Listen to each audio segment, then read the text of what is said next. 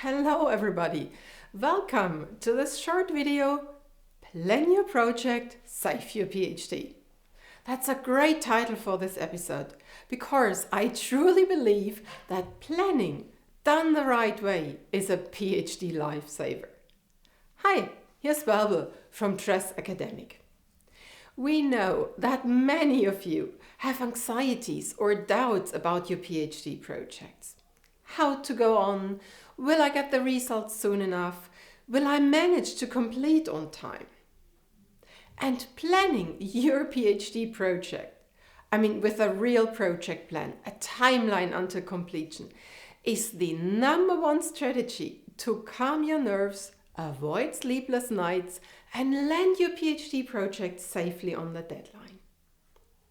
However, I also know that PhD students often have hesitations around planning, and there are very common excuses you guys are using. I hear these all the time in my courses. So that's why I will start here dismantling these excuses and make them explicit so you can judge for yourself if you're also trying to avoid PhD planning. And then I'll give you the main reasons why working with a project plan is so important.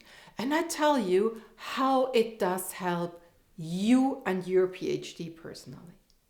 And I'll finish with a great link to a free resource I've developed that helps to reboot the planning of your own project. Let's start with the excuses. Excuse number one, I'm not ready yet. It's too early to plan. Too early? Okay, you can take a few weeks at the beginning of your PhD, but then sit down and start planning out your project. Planning always reflects your knowledge. It's the state of the art at a particular date. So no, it's never too early.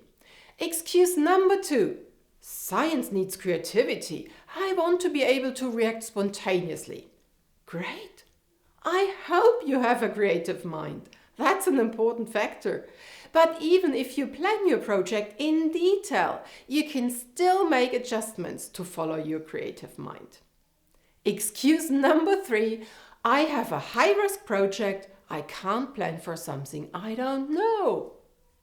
Right.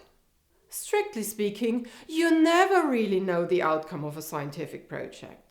That's why you do it. But you don't do research just to try something out, but because you have reason to believe it will give you a particular result, or you prove that it doesn't. If your project involves risks, you should be familiar with them, and then you can plan for them.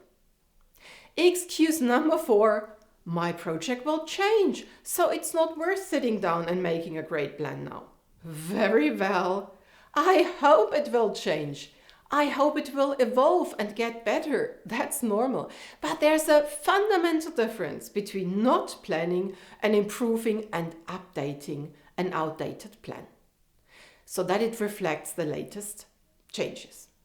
Excuse number five, I'm a scientist, not an administrator. Of course you are, granted. But did you know that in order to be really successful in science today, you need to be pretty adept in a ton of so-called complementary skills. And one of these skills is being able to organize, implement, and successfully complete a project with a given time frame and budget.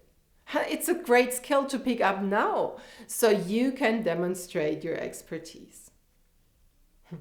If any of this is an excuse you are making, well, good, then you discovered it now, and no worries, I'll help you get into the right planning mood. Why is planning your PhD project so important? How does it help you? Well, not planning is the same as driving in the dark without headlights. You won't know where you're heading to. You can't see the bumps. And you'll likely overshoot your goal. If you fail to plan, you're actually planning to fail. So here's my reasons why planning can make all the difference to your PhD. 1. When you set up a project plan, you define your project. You make your objectives and your timeline explicit. Number 2.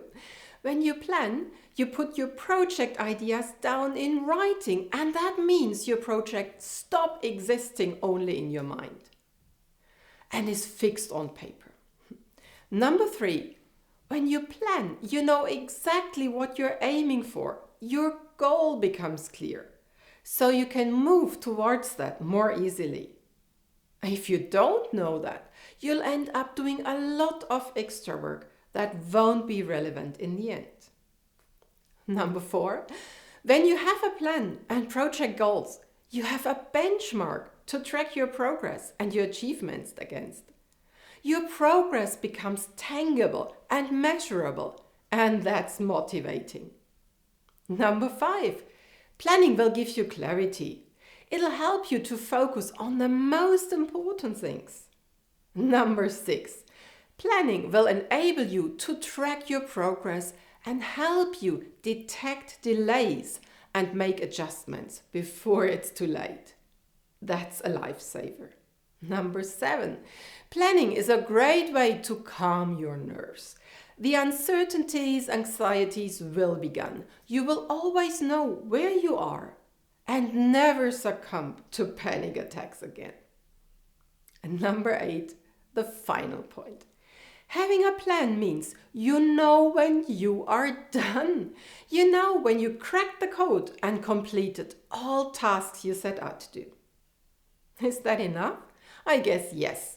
But now you may ask yourself, well, great, but how do I plan? I don't have much experience. No surprise to me, because in spite of its importance, only a few PhD students know how to plan a project from scratch. So don't despair. I can give you a boost with my free quick guide, Planning Your PhD Project. You can download it on the Smart Academics blog post number 47.